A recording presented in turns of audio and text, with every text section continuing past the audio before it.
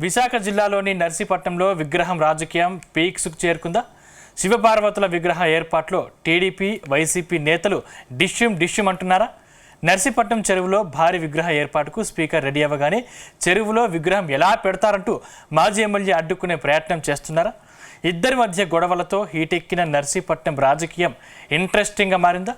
Let's watch the story.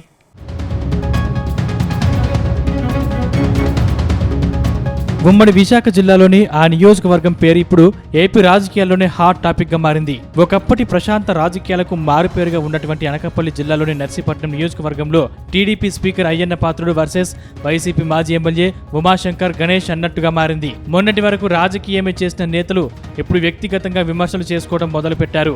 ఇందుకోసం విగ్రహ రాజకీయాలకు తెరలేపారు.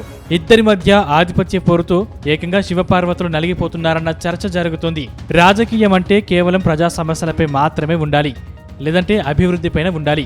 కానీ ఇక్కడి రాజకీయం మాత్రం ప్రజా సమస్యలపై కాకుండా దేవుళ్ల విగ్రహాల వైపు మళ్లింది. అయితే రాజకీయ కులవృద్ధుడిని ఎదుర్కోవడమే ప్రధాన లక్ష్యంగా వైసీపీ నేతలు పావులు కదుపుతుండగా యువ నాయకుడి రాజకీయ భవిష్యత్తుపైనే కులవృద్ధుడు గురిపెట్టారన్న వాదనలు నర్సీపట్నం నియోజకవర్గంలో కాకరేపుతున్నాయి.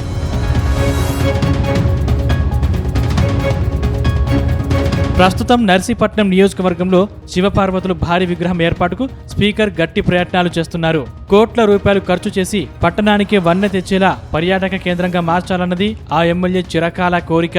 కానీ కుమారుడి రాజకీయ మనుగడ కోసం ప్రభుత్వ స్థలంలో నిర్మించ తలపెట్టిన దానికి అడ్డుకట్ట వేయాలన్నది అక్కడి ప్రత్యర్థి పార్టీ ఎత్తుగడ. ఇదే ఇప్పుడు అక్కడి ప్రత్యర్థులపై ఎదురు దాడులకు ఉసుగెలుపుతోందట. రాజకీయంగా సిద్ధాంతపరంగా పోరాడాల్సిన రెండు పార్టీల మధ్య వివాదం చిలికి గాలివానగా మారుతోందట. నియోజకవర్గంలో కొద్ది రోజులుగా రెండు ప్రధాన పార్టీల మధ్య రాజకీయ రగడ సాగుతోందన్న ఆరోపణలు వినిపిస్తున్నాయి.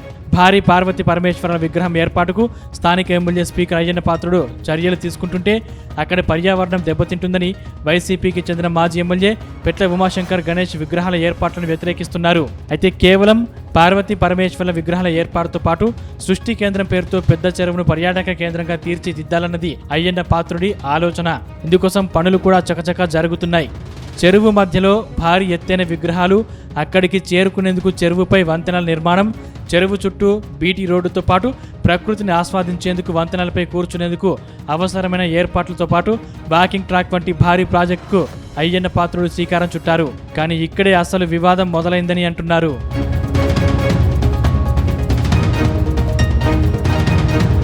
అయితే పెద్ద చెరువులో ఏర్పాటు చేసే ప్రాజెక్టుకు మాత్రం మాజీ ఎమ్మెల్యే పెట్ల ఉమాశంకర్ గణేష్ మాత్రం ససేమిరా అంటున్నారట.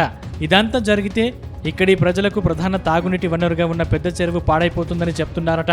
అంతేకాదు మాజీ ఎమ్మెల్యే విశాలమైన చెరువును అభివృద్ధి కోసం కప్పడంతో సహజ సిద్ధంగా ఉన్న చెరువు పాడైపోతుందని అనే వాదనలు లేకపోలేదని అంటున్నారు. మరోవైపు అయ్యన్న పాత్రుడు మాత్రం తగ్గేదేలే, తాను పట్టిన కుందేలకు మూడే కాళ్ళు అన్న రీతిన అనుకున్న ప్రాజెక్టును పూర్తి చేసే తీరుతానని భీష్మించుకుని కూర్చున్నారట. దీంతో ఇరు పార్టీల నాయకులకు ప్రతిష్టాత్మకంగా మారిందంటున్నారు ఆయా పార్టీల నాయకులు. ఇరు పార్టీలకు చెందిన అనుచర గణం. అంతేకాదు ప్రాజెక్టు పూర్తి చేయడానికి ఎంత దూరమైనా వెళ్తానని అయ్యన్న పాత్రుడు అంటున్నారు. అయితే తాను మాత్రం ఎంత దూరమైనా వెళ్లి ఆపుతానంటూ మాజీ ఎమ్మెల్యే సవాల్ చేస్తున్నారు.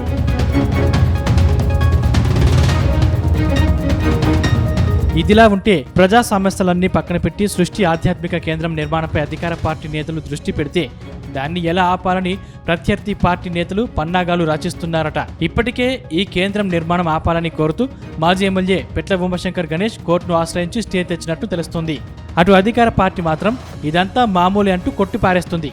ఎన్ని స్టేలు ఉన్నప్పటికీ పనులు మాత్రం ఎక్కడ ఆగిపోకూడదని అయ్యన్ అంటున్నట్టు సమాచారం.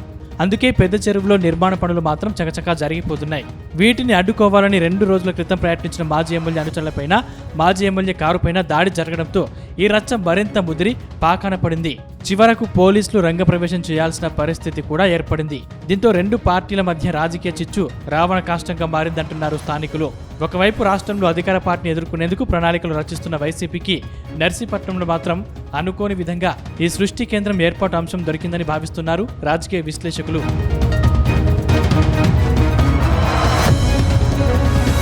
మరోవైపు రాజకీయాల్లో 4 దశాబ్దాల అనుభవం ఉన్న అయ్యన్న పాత్రుడు గతంలో ఎన్నో ఇబ్బందులు ఎదుర్కొన్నారు. గత ప్రభుత్వంలో ఎమ్మెల్యేగా ఉన్న ఉమాశంకర్ గణేష్ అయ్యన్న పాత్రుడిపై ఆధిపత్యం సాధించేందుకు తీవ్ర ప్రయత్నాలు చేశారు. మరోవైపు నర్సీపట్నం నియోజకవర్గంలో నిలిచిపోయిన మెడికల్ కాలేజ్ కూడా మరో విధంగా ఇద్దరి మధ్య వైరానికి మరింత ఆజ్యం పోసిందన్న వాదనలు వినిపిస్తున్నాయి.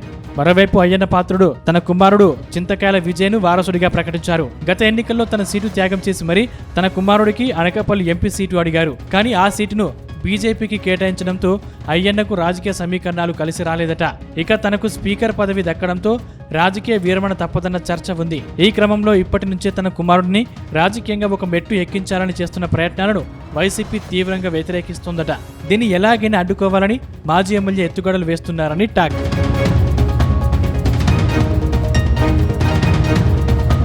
మొత్తం మీద స్పీకర్ అయ్యన్నను ధీటుగా ఎదుర్కొనేందుకు ఉమాశంకర్ గణేష్ సృష్టి కేంద్రాన్ని ప్రధాన ఆయుధంగా చేసుకున్నారని చర్చ జరుగుతుంది. సృష్టి కేంద్రాన్ని అడ్డుకొని చెరువును పరిరక్షించడం ద్వారా ప్రజల్లో మంచి మార్కులు సాధించొచ్చని ఆయన ప్లాన్గా కనిపిస్తుంది. అయితే దీన్ని ఎలా ముందుకు తీసుకెళ్లాలన్న దానిపైన మాజీ ఎమ్మెల్యేకు క్లారిటీ మిస్ అవుతున్న పరిస్థితుల్లో ఇరు వర్గాల మధ్య జరిగిన దాడులు ప్రతిపక్షానికి ఆయుధంలా మారుతున్నాయట. అందుకే స్పీకర్ను వదిలేసి కుమారుడిపై బాటల యుద్ధం సాగిస్తున్నారట.